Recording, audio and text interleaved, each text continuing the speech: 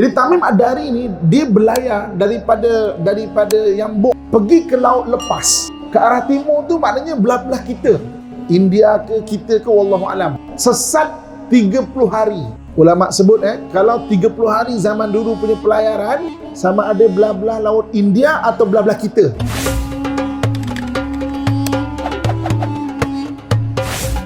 Jom sama-sama kami. Caranya mudah. Hanya klik join button. Terima kasih. Bismillahirrahmanirrahim. Assalamualaikum warahmatullahi wabarakatuh. Innal hamdalillah nahmaduhu wa nasta'inuhu wa nastahdi wa nastaghfiruh wa natubu ilaih. Wa na'udzu billahi min syururi anfusina wa min sayyiati a'malina. May yahdihillahu fala mudhillalah wa may yudlilhu falan tajida lahu waliyyan mursyida. Asyhadu an la ilaha illallah wahdahu la syarikalah wa asyhadu anna Muhammadan abduhu wa rasuluh. Allahumma shalli wa sallim ala sayyidina Muhammad wa ala alihi wa ashabihi ajma'in, amma ba'd. Alhamdulillah, pertama syukur kepada Allah Subhanahu wa taala dengan limpahan kurniaan dan rahmatnya pada kesempatan pagi yang berbahagia ini. Kita sulamkan pagi ini dengan sedikit majlis ilmu. Mudah-mudahan sedikit yang kita kongsi beri manfaat kepada kita, dapat kita jadikan satu ilmu yang berguna dalam usaha kita untuk mengabdikan diri kepada Allah Subhanahu wa taala, insya-Allah.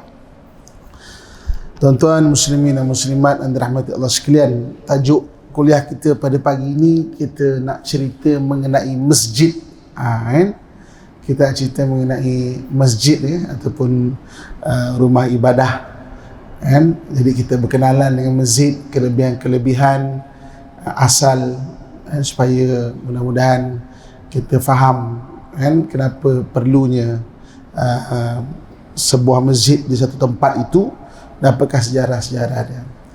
Muslimin dan muslimat dan dirahmati Allah sekalian, untuk kita memulakan tajuk kita pada hari ini, kita mengenal 3 masjid yang awal. 3 masjid yang awal yang penting bagi umat Islam, iaitu Masjidil Haram, Masjid Al-Aqsa dan Masjid Nabawi. Okey.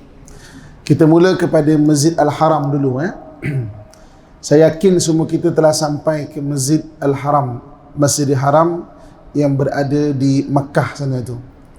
Dan semua kita tahu sejarah Masjidil Haram. Masjidil Haram dibangunkan oleh Nabi Ibrahim alaihissalam dan anaknya Nabi Ismail alaihissalam. Tarikhnya bila? Tarikhnya kurang lebih 1800 tahun sebelum Masihi. 1800 tahun sebelum Masihi. Kita 2020, lebih kurang dalam 3800 tahun. Daripada zaman kita ni lah, dekat 4000 tahun. Jadi kita pun tahu sejarah bagaimana Nabi Ibrahim AS, dia ada 2 orang isteri yang masyhur. Satu Siti Hajar, satu Siti Sarah. Dia berkahwin pertama dengan Siti Sarah, lama tak dapat anak, maka dia berkahwin pula dengan Siti Hajar. Siti Hajar Allah kurniakan anak Nabi Ismail. Jadi Siti Hajar dulu lahir, maknanya Nabi Ismail dulu lahir. Jadi berbelas tahun selepas itu, waktu tu umur Nabi Ibrahim dah 80 lebih, Siti Sarah pun sama juga, kurang lebih umur begitu. Malaikat datang membawa berita gembira kepada Nabi Ibrahim. Apa kata malaikat, nanti isteri kamu seorang lagi ni pun akan mengandung dan dapat anak. Jadi ketika dapat berita gembira itu, Siti Sarah berada di balik tabir. Siti Sarah tergelak macam tak percaya. Dia dapat dengar berita tu, dia pun tak percaya. Tak percaya, ketawa dia. Maka malaikat kata, nanti kalau betul dia mengandung, dapat anak betul-betul, kau beri nama sempena dengan ketawa dia tu. dia macam tak percaya kan. Dengan takdir Tuhan, betul mengandung, lahir dapat anak lelaki, diberi nama Ishaq. Ishaq tu daripada ketawanya Siti Sarah. Ahaq tu kan. Sebab nama dulu semua Ismail. Tengok nama-nama Nabi, para malaikat, Jibrail, Mikail, Israel, Israfil, nama orang dulu tapi tiba-tiba Ishaq. Ishaq tu daripada ketawanya Siti Sarah. Okey, pendekkan cerita, maka dengan takdir dan perintah Allah Subhanahu wa taala, Nabi Ibrahim membawa isterinya Siti Hajar pergi ke tengah-tengah tanah yang tandus, iaitu Mekah. Kalau nak senang faham untuk kita nampak mana kedudukan dia, kalau nak diibaratkan dengan peta semenanjung tanah Melayu kita ni, Jerusalem ni macam di Bangkok sana, Jerusalem. Mekah ni di Kuala Lumpur ni. Nak senang faham jadi Bangkok sana tu Jerusalem, Kedah tu Madinah tu Kedah, Mekah ni Kuala Lumpur, Johor Yaman. Ni kalau kita nak faham kedudukan kota Johor tu kat Yaman, Kuala Lumpur di Mekah. Cuba kita bayangkan berapa jauh daripada Jerusalem pergi ke Mekah sana tu. Okey. Jadi sampai di sana, maka ditinggalkan Siti Sarah tu, Siti Hajar tu di tengah-tengah padang pasir dengan perintah Allah Subhanahu wa taala. Pendekkan cerita, ditinggalkan dengan bekalan air sedikit, bekalan makanan dan juga sebilah pedang. Pedang tu namanya Al-Qul'a, pedang Nabi Ibrahim. Saya pernah cerita dalam kuliah ini. Kemudian pedang ini berada dalam simpanan Bani Israel yang dia kena serahkan kepada Nabi akhir zaman.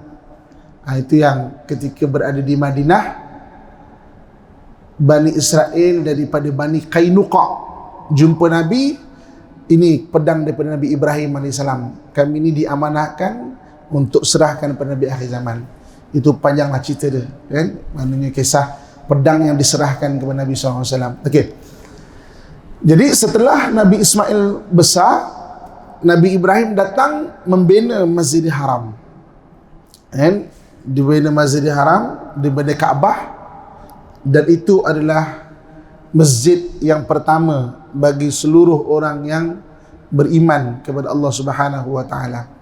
Masjid Al-Haram. Kemudian masjid yang kedua.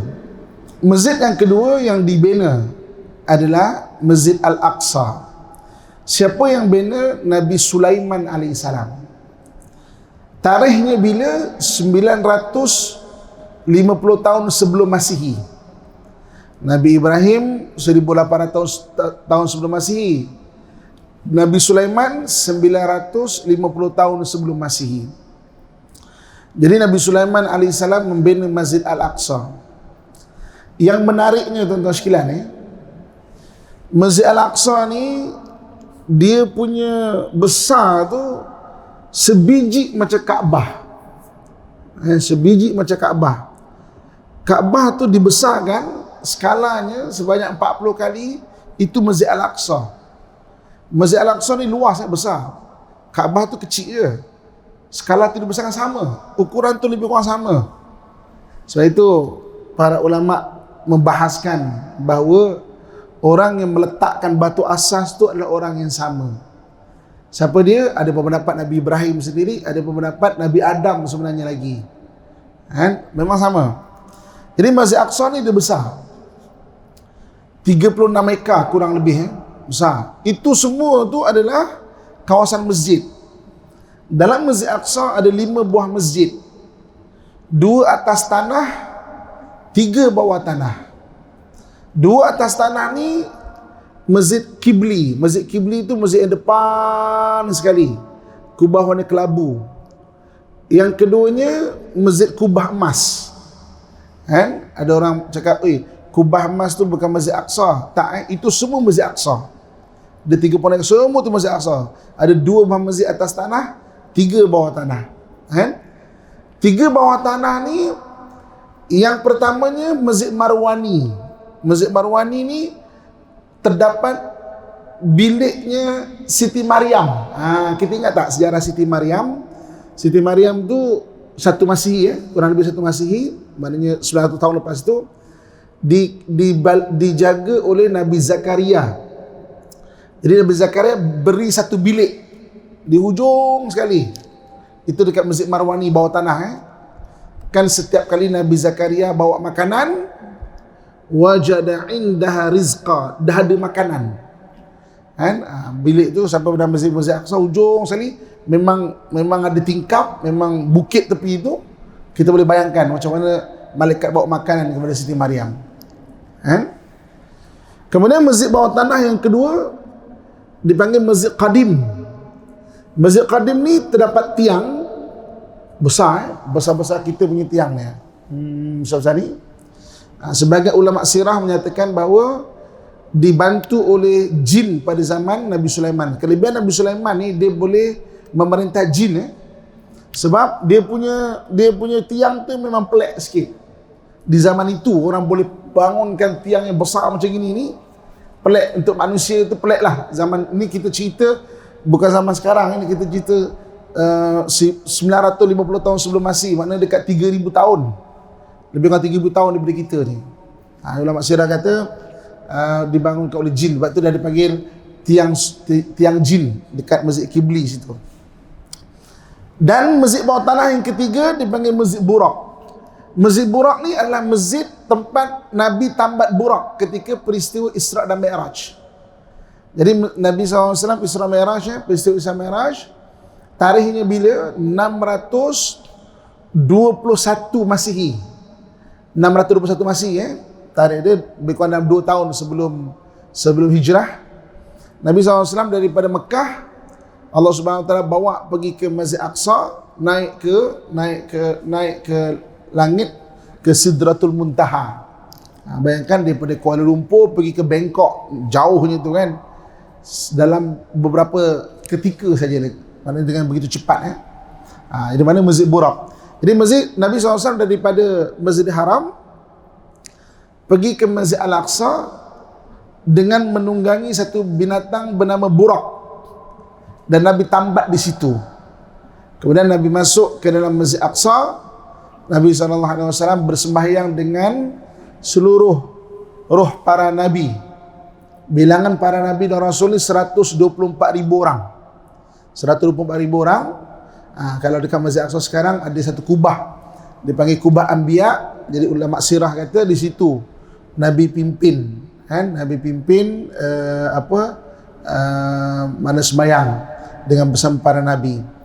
Dan ketika itu Masjid Aqsa adalah kiblat pertama. Jadi Nabi menghala ke mana? Macam kita lah, kita hari ni kita sembahyang kan menghadap ke arah Kaabah. Tapi kalau kita berpeluang duduk dalam Kaabah, kita sembahyang, kita menghadap ke mana? Kita boleh menghadap ke mana-mana pun kalau kita dalam Kaabah. Kita boleh sembahyang ke mana-mana kita menghadap. Jadi Nabi SAW sembahyang di Masjid Aqsa, di kiblat pertama. Nabi menghadap ke mana? Pada ketika itu Nabi telah menghadap ke arah selatan, ke arah Masjidil Haram. Walaupun dalam kiblat pertama. Waktu tu Mekah hanya untuk ibadah haji. Sembahyang semua menghadap ke arah kiblat pertama, iaitu Masjid Aqsa. Orang Yahudi, sinagog ni istilah masjid bagi Yahudi. Seluruh dunia mana menghadap dia? Ke Masjid Al-Aqsa. Sebab orang Yahudi masih lagi menganggap Al-Aqsa kiblat pertama mereka. Kiblat mereka lah.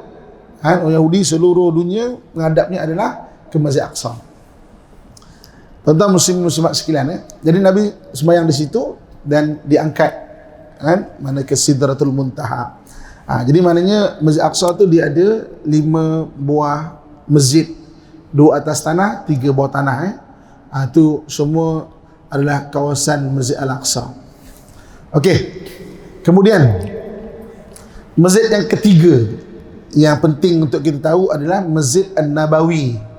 Masjid Nabawi ini iaitu masjid yang dibangunkan oleh Nabi kita Muhammad sallallahu alaihi wasallam. Tarikhnya bila? 623 Masihi 623 Masihi, iaitu ketika Nabi berhijrah. Nabi berhijrah daripada Mekah pergi ke Madinah. Sampai di Madinah, Nabi membangunkan Masjid An-Nabawi. Masjid Nabawi ini masjid yang dibangunkan oleh Nabi SAW. Kan? Jadi Masjid Nabawi ini dulu tak besar macam sekarang. Masjid Nabawi ini, kita semua dah pernah pergi Masjid Nabawi, cuba kita bayangkan kita bayangkan di makam Nabi SAW, makam Nabi itu sebaris dengan makam Nabi adalah rumahnya keluarga Nabi. Sebaris dengan makam Nabi SAW itu adalah rumahnya keluarga Nabi. Di makam Nabi itu adalah rumahnya Sayyidatina Aisyah. Di makam Nabi itu adalah rumah Sayyidatina Aisyah. Depan yang kita lalu kan mana daripada Babu Salam ke Babu Bakir tu jumpa makam Nabi, itu depan betul-betul itu rumahnya Sayyidatina Hafsah. Isteri Nabi Sayyidatina Hafsah. Sayyidatina Hafsah ni adalah anaknya Sayyidina Umar. Kan? Jadi Nabi SAW mana anak Sayyidina Umar, jadi isteri Nabi itu Hafsah. Belakang rumah Aisyah adalah rumah anaknya Fatimah. Belakang-belakang lain tu sebaris tu semua isteri-isteri yang lain. Ummu Habibah, Maimunah dan sebagainya. Sebaris tu. Jadi Masjid Nabawi ini bermula daripada makam Nabi itu sampai ke mula-mula sekali sampai ke mihrab tu. Itu yang dipanggil maknanya Raudah. Kan? Raudah situ, kawasan situ tu. Jadi bahagian belakang tu ada satu kawasan, itu tempat duduknya ahli sufah. Ahli sufah ni sahabat-sahabat Nabi yang susah, dia akan duduk di masjid belakang tu, ahli sufah ni tempatnya. Jadi itu makam Nabi SAW. Itu kawasan Nabi, dan sebab tu Nabi SAW sebut baina baiti wa mimbari raudatun min riyadil jannah. Antara rumahku dan juga mimbarku taman-taman di antara taman syurga. Satu dunia orang berebut-rebut untuk sembahyang, berdoa di situ, sebab dia adalah taman-taman syurga. Kan? Bila taman-taman syurga, maknanya banyak malaikat yang berada di situ menyaksikan kita duduk berdoa dan sebagainya. Ramai orang berebut-rebut orang sembahyang kat situ. Kita pun dah pernah pergi, kita pun boleh bayangkan. Tapi Raudah ni dari kembar dia. Raudah ni ada kembar dia. Di manakah kembar Raudah? Di mana-mana tempat yang didirikan majlis ilmu. Jadi kita terlupa. Orang nampak Raudah kat sana. Sekarang Covid, kita tak boleh pergi Madinah lah, kita tak boleh berdoa di Raudah. Tapi di mana-mana tempat majlis ilmu, itu kembar kepada Raudah. Maksudnya kita dah majlis ilmu pada pagi ni, kalau ikut sebahagian rawi 70,000 malaikat menghadiri dalam majlis ilmu ni, menyaksikan kita yang duduk dalam majlis ilmu, mendoakan kita ni. Malaikat ni memang antaranya dia mendoakan kita. Jadi kita lupa. Jadi hari ni kita majlis ilmu, lepas ilmu kita baca doa, semua tu disaksikan oleh para malaikat yang ramai. Ini Raudah.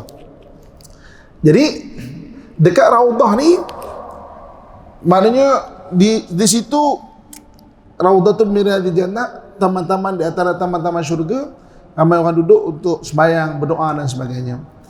Jadi kita, kalau kita faham, kita hari ni tak boleh nak pergi Mekah, tak pergi Madinah, hadirilah majlis ilmu. Sebanyak mungkin ada tempat majlis ilmu, lapang, pergilah ke majlis ilmu. Muslimin dan muslimat yang dirahmati Allah sekalian. Okey. Kemudian barulah wujud masjid-masjid yang lain. Satu dunia ada banyak masjid-masjid yang lain kalau masjid yang paling timur, yang pertama adalah berada di Guangzhou, China. Di Guangzhou, China sana ada sebuah masjid didirikan oleh Abi Waqqas, Abdullah bin Abi Waqqas, adiknya Sa'ad bin Abi Waqqas. Jadi Sa'ad bin Abi Waqqas belayar sampai ke Guangzhou sana tu dengan membawa tabi'in untuk mengislamkan tanah-tanah sebelah timur ni. Jadi dekat Guangzhou tu ada makam seorang sahabat bernama Abi Waqqas. Di depan makamnya tertulis kata-katanya, kami datang ke negeri China untuk mengislamkan China. Kami tidak akan pulang lagi ke negara Arab. Satu antara dua pasti akan berlaku. Sama ada kami syahid di bumi China atau Islam tersebar di bumi China. Terbukti Islam tersebar di kawasan-kawasan timur jauh ni dan di negeri China itu sendiri. Jadi dia dah bersumpah tak nak balik ke negara Arab, tapi selaku manusia macam kita lah merantau macam mana pun mestilah teringat tanah air. Lama berada di sana, rindu pada Madinah. Tapi dah bersumpah tak nak balik. Jadi dia naik satu bukit menghadap ke laut. Membayangkan pertama sekali dia sampai ke timur jauh ni, sampai ke Guangzhou sana tu, didirikan sebuah masjid dinamakan dengan Masjid Huaxing, iaitu masjid kerinduan. Rindu pada siapa? Rindu pada Nabi SAW, rindu pada Madinah. Ini yang paling timur. Aku dalam masjid-masjid yang lain lah. Kalau kawasan-kawasan kita ni banyak juga masjid-masjid. Kalau di catatan sejarah, di Semenanjung Tanah Melayu, yang paling tua Masjid Kampung Laut, sekarang di Kelantan di tempat-tempat lain juga banyak masjid-masjid. Di tanah-tanah bahagian barat kita boleh jumpa Masjid Granada. Di belah barat sana itu antara masjid-masjid yang awal, Masjid Granada, masjid yang begitu indah di Spain, di tanah Andalusia. Itu paling belah barat lah sana waktu tu masjid di mana-mana tempat. Dan masjid ni tuan-tuan sekalian, dulu peranan masjid ni dia macam kita sekarang. Dia sembahyang Jumaat, ada majlis ilmu macam ini. Cuma dulu majlis ilmu dia di tiang-tiang macam ini. Di setiap tiang-tiang macam ini dia ada satu orang akan buka kitab, satu tuan guru buka kitab. Jadi orang masuk masjid tu, katakan lepas subuh macam ni, nak belajar faraid kat tiang ni, belajar fiqh kat situ, tasawuf kat tiang ni.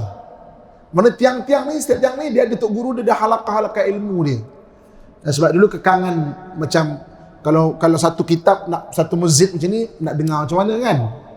Tak boleh nak dengar. Di mana tiang-tiang ni. Jadi dulu masjid tu. Jadi masjid-masjid yang ada aktiviti ilmu ni dipanggil masjid jami'.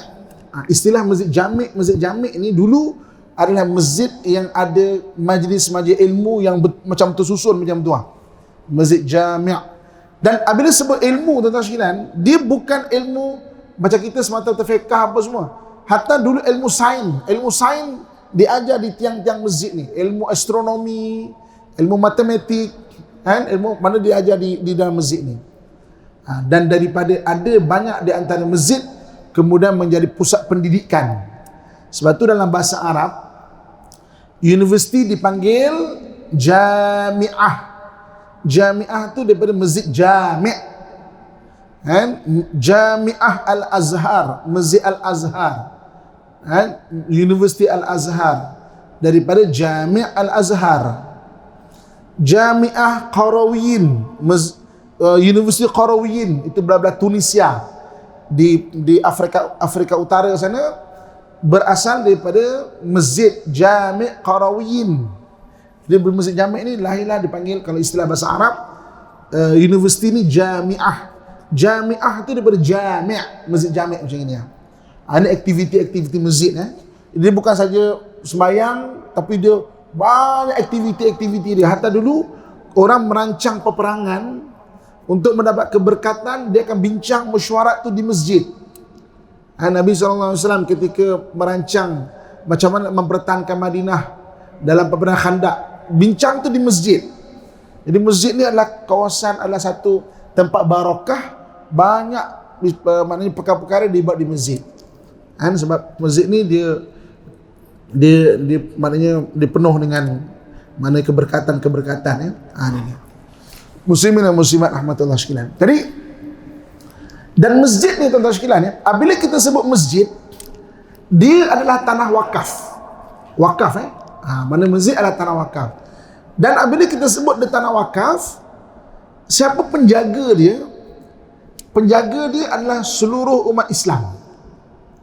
Seluruh umat Islam datang mana-mana masjid, masjid itu adalah tanggungjawab dia untuk jaga.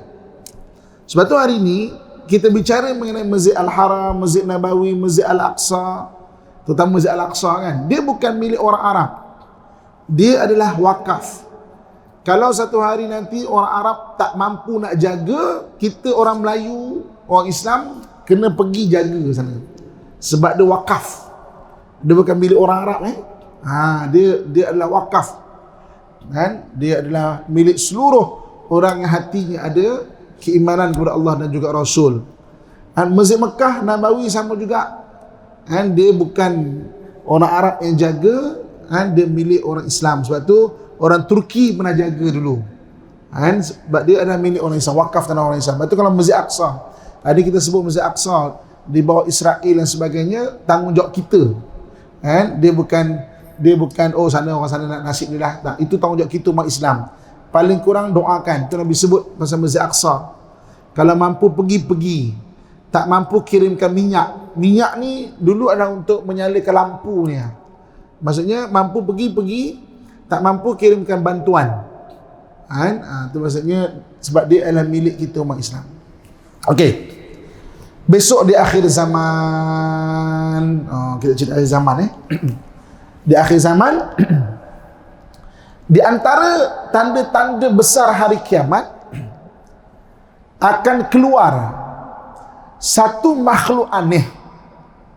Satu makhluk aneh dipanggil dalam hadis Nabi SAW dengan nama Dajjal. Satu makhluk aneh bernama Dajjal. Dajjal ni dia mempunyai satu kelebihan. Apa dia kelebihan dia? Apa yang diberi kepada Nabi Isa ada pada Dajjal. Nabi Isa boleh turunkan hidangan dari langit, Dajjal boleh turunkan hidangan dari langit. Nabi Isa boleh menghidupkan orang mati, Dajjal boleh menghidupkan orang mati. Sebab itu gelaran Dajjal dengan Nabi Isa sama. Al-Masih, Dajjal, Al-Masih Dajjal. Nabi Isa juga Isa Al-Masih. Al-Masih ni apa maksud dia? Al-Masih ni masaha. Masaha ni maknanya sapu atau sentuh. Maknanya kelebihan dia dekat tangan dia. Tuan-tuan ingat tak? Kalau kita baca sejarah, ketika Nabi Isa AS ditangkap, nak dibunuh, Allah menyerupakan seseorang dengan rupa Nabi Isa. Jadi maknanya dia serupakan Nabi Isa. Nabi Isa diangkat ke langit. Orang ini maknanya ditangkap kemudian disalib. Kenapa tak diikat, dibakar aja? Ni orang dulu kan bakar ataupun pancung je, kenapa disalib? sebab biar tangan ni tak bercantum. Sebab Nabi Isa ni mukjizat daripada tangan. Kalau tangan dia bercantum, dia boleh membuat sesuatu. Mukjizat. Sebab Nabi Isa ni mukjizat dia di tangan. Masaha, sapu. Dia boleh mengubat sakit, dia boleh menghidupkan orang mati, dia boleh menurunkan hidangan daripada langit. Jadi makhluk aneh ini namanya Dajjal, Al-Masih Dajjal. Kenapa gelarannya sama dengan Nabi Isa? Sebab dia Al-Masih, dia kelebihan tu ada di tangan, dia ada kelebihan dia. Jadi bila tarikh dia keluar, wallahu alam. Tak tahu Nabi ceritakan tanda-tanda dia. Tanda-tanda dia. Antaranya tuan-tuan sekalian saya nak cerita sikit Satu orang sahabat bernama Tamim Ad-Dari. Tamim Ad-Dari ini dia adalah golongan nelayan. Kita bercakap, dekat Madinah ada laut ke? Ada nelayan pula kan? Sebenarnya 200 km lebih kurang kalau kita daripada Madinah pergi ke satu tempat bernama Yambuk. Yambuk ni laut 200 km kurang lebih Saya kalau bawa orang pergi Mekah, jemaah-jemaah yang diver ni, kalau kat Madinah saya akan bawa pergi ke Yambuk, pergi diving. Selain daripada menunaikan ibadah, Ustaz kita nak diving boleh. Saya akan bawa ke Yambuk, naik taksi ataupun naik van pergi Yambuk diving kat sana. Dekat sana sekarang terfikir, inilah tempat Tamim Ad-Dari mula-mula berlayar. Jadi Tamim Ad-Dari ni dia berlayar daripada Yambuk, tempat berbahasa sana tu, pergi ke laut lepas ke arah timur. Ke arah timur tu maknanya belah-belah kita, India ke kita ke, wallahu alam, tak disebut secara jelas. Tapi di kawasan sesat 30 hari. Kan heading dia lari sesat 30 hari. Ulama sebut kalau 30 hari zaman dulu punya pelayaran, sama ada belah-belah laut India atau belah-belah kita. Kemudian terdampar di satu pulau. Pendekkan cerita, bertemu Dajjal di situ, Tamim Ad-Dari. Jadi dia tanya, dah lahir ke Nabi akhir zaman dan sebagainya. Kemudian dia tanya beberapa soalan. Dia kata apa? Adakah di Bishan telah ditanam pokok-pokok tamar? Bishan ni satu kawasan dekat Palestin, dekat-dekat dengan Nazareth. Dekat Nazareth sana ada tu, dulu ada padang pasir. Dia tanya, dah ada, tapi mana pokok tamar, pokok tumbuh? Dia kata tak, nanti dia akan dipenuhi dengan pokok tamar. Saya biasa bawa orang pergi Palestin, tuan-tuan sekalian, lalu kawasan Bishan penuh pokok tamar sekarang. Dajjal pernah sebut dia kata nanti situ akan banyak tumbuh pokok tamar. Kemudian antara besok Dajjal nak keluar, keringnya tasik Galili dekat belah Palestin. Dia ada satu tasik, dia panggil Sea of Galilee. Dia tasik besar, dia tasik tapi dia panggil Sea of Galilee. Dekat situ Nabi Isa asal sana Nabi Isa ni asal Nazareth. Sebab tu kalau orang pernah baca buku, orang panggil Jesus of Nazareth. Nazareth. Jadi Nabi Isa pernah kan ada orang Yahudi kena tukar jadi monyet. Baca Quran orang Yahudi pernah kena tukar jadi monyet sebab dia tangkap ikan pada hari Sabtu. Hari Sabtu tu macam hari Jumaat kita, dia kena baca kitab dia tapi dia tak baca, dia kena tukar jadi monyet. Dekat situlah tuan-tuan sekalian. Tempat di situ Tasik Galili, tuan-tuan sekalian. Saban tahun semakin hari semakin surut airnya. Satu tahun 1 meter surut air, tuan-tuan sekalian. Tasik Galili ni. Jadi nanti Nabi SAW sebut akan bangkit lahir tanda akhir zaman besar, satu makhluk aneh bernama Dajjal. Dia akan memberi fitnah yang besar pada seluruh orang beriman satu dunia. Dia akan mengajak orang menyembah syaitan, orang menyembah dia tu. Dia mengaku Tuhan dan ajak manusia menyembah dia. Itu cabaran paling besar kita, tuan-tuan sekalian, iaitu mempertahankan keimanan. Itu paling besar sekali. Jadi dua masjid, Masjidil Haram dan Masjid An-Nabawi, Dajjal tak boleh masuk. Dia dijaga oleh malaikat. Masjidil Haram dan Masjid Nabawi. Kawasan Masjidil Haram, Tanah Haram Mekah, dan Tanah Haram Masjid An-Nabawi, Dajjal tak boleh masuk. Jadi maknanya orang kat sana ada kelebihan lah. Habis kita, macam mana kita nak jaga diri kita? Orang sana, maknanya Dajjal tak mampu nak masuk, dijaga oleh malaikat macam satu pagar daripada cahaya. Dia tak boleh masuk. Dia cuba nak masuk, dia tak boleh masuk. Dia jaga daripada malaikat. Habis kita yang kat Shah Alam, macam mana tuan-tuan sekalian kita daripada PJ, daripada Kelang, daripada mana-mana, habis kita macam mana? Nabi SAW mengajarkan kita satu amalan. Apa dia? Surah Kahfi. Tak panjang tuan-tuan sekalian. Surah Kahfi tu panjang, tapi amalkan ayat 1 sampai 10 je tuan-tuan sekalian. 1 sampai 10 je. Takrifan amalan bukan baca 1000 kali sehari, tak. Seminggu sekali paling kurang. Bukan hari-hari pun, seminggu sekali paling kurang. Ini ajar kepada anak-anak kita. Sebab tarikh dia keluar tak tahu tak ada sebut tahun berapa tak tahu. Tarikh-tarikh kita sebut ni benda lepas, benda depan tak tahu. Habis kita macam mana? Apa shield kita? Apa penjaga kita? Surah Kahfi ayat 1 sampai 10. Ini ajar ke anak-anak kita. Pesan. Jadi orang yang membaca surah Kahfi ayat 1 sampai 10, Dajjal tak berani nak dekat. Ni. Masjid Al-Aqsa, apa jadi ke Masjid Al-Aqsa? Dajjal dia tak masuk Masjid Al-Aqsa sebab dia sibuk mengkafirkan satu dunia orang.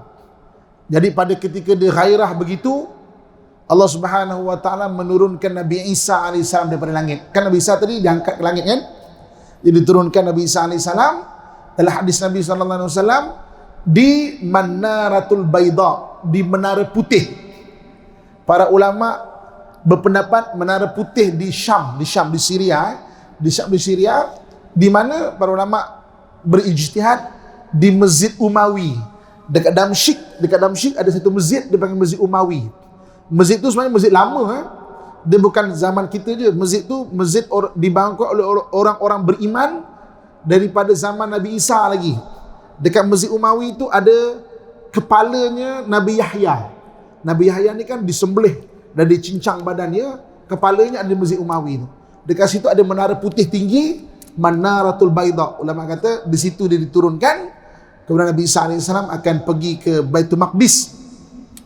Di sana dia akan bersembahyang dengan umat Islam dan bermulalah dia akan memerangi Dajjal.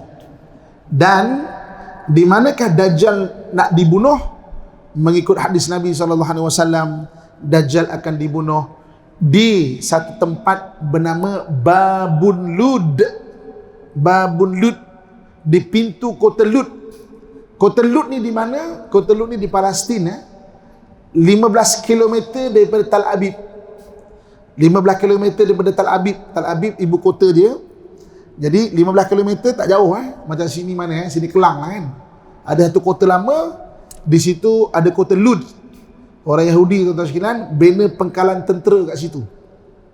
Orang Yahudi ni dia percaya hadis dia bina pengkalan tentera kat situ, kat kota Lut tu. Kota Lut tu dia ada dua pintu, satu pintu barat, satu pintu timur. Ulama sebut Dajjal akan dibunuh di pintu bahagian timur tu. Di Babul Lut, pintu bahagian timur tu. Ni.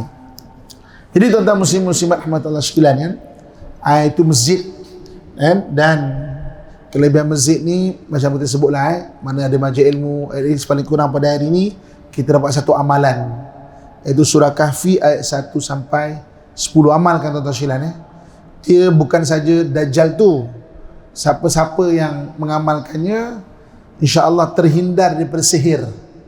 Sihir ni memang wujud, dia tak nampak tuan-tuan sekalian, tapi dia memang ada di sekeliling kita ni. Cuma masalah kita adalah dia tak boleh nak dibuktikan dengan undang-undang. Tu je tuan-tuan sekalian. Orang kalau mati kena sihir, tak boleh bukti undang-undang. Macam mana nak buat? Maknanya doakan je lah, nak macam mana kan. Tapi maksudnya dia memang wujud. Jadi kalau bapa sihir Dajjal pun takkan mampu untuk melakukan sihir pada orang pengamal tu. Jadi kita mengamalkan tu insya-Allah terhindar daripada sihir. Selain daripada Dajjal tu, kita bacalah, kita tak tahu siapa dengki kita ke, anak kita mula berniaga ke apa ke. Amalkan. Takrifan amal seminggu sekali tuan-tuan. Tak bukan banyak pun, bukan hari-hari. Hari ni bacalah 500 kali sehari. Dia akan jadi catatan kat buku kita. Kita nak amal jadi berat. Seminggu sekali. Kalau tak amal memang nasib badan. Memang nasib badan lah kalau tak amal kan. Dia bukan panjang pun. Seminggu sekali je. Jadi saya rasa setakat ini saja boleh kita kongsikan mengenai sejarah masjid, terutama 3 masjid dan apa yang Lepas dulu sampai nanti akhir zaman ya. So mudah-mudahan beri manfaat dan kebaikan dan pengetahuan kepada kita, dan sedikit amalan yang kita boleh amalkan untuk memberi kebaikan dan Allah pelihara kita daripada perkara-perkara yang tak baik, insya-Allah. Sekian saja yang baik datang daripada Allah Subhanahu wa taala. Yang kurang dalam materi kelemahan diri saya sendiri, saya minta ampun dan maaf. Aqulu qawli ma sami'tum astaghfirullah li wa lakum wa lisailil muslimin fa ya fawzal mustaghfirin wa ya najatat taibin. Assalamualaikum warahmatullahi wabarakatuh. A'udzu billahi minasyaitonir rajim. Bismillahirrahmanirrahim. Alhamdulillahi rabbil alamin wassalatu wassalamu ala asyrafil anbiya'i wal mursalin wa ala alihi wa sahbihi ajmain. Mudah-mudahan Allah jadikan saya dan kamu sekalian hamba Allah yang saleh dan salehah, yang sentiasa mentaati perintahnya dan meninggalkan segala larangannya. Ya Allah, ya Tuhan kami, jadikanlah kami orang yang sentiasa bersyukur di atas segala nikmat-Mu ya Allah. Jadikanlah kami orang yang sentiasa bersabar di atas segala ujian daripada-Mu ya Allah. Jadikanlah kami orang yang sentiasa beristighfar di atas segala dosa dan kesalahan kami ya Allah. Jika ada di kalangan kami orang yang sedang susah ya Allah, bantulah segala urusan mereka ya Allah. Jika ada di kalangan kami orang yang sedang bersedih hati ya Allah, berikan keterangan dan kesabaran di dalam kehidupan mereka ya Allah.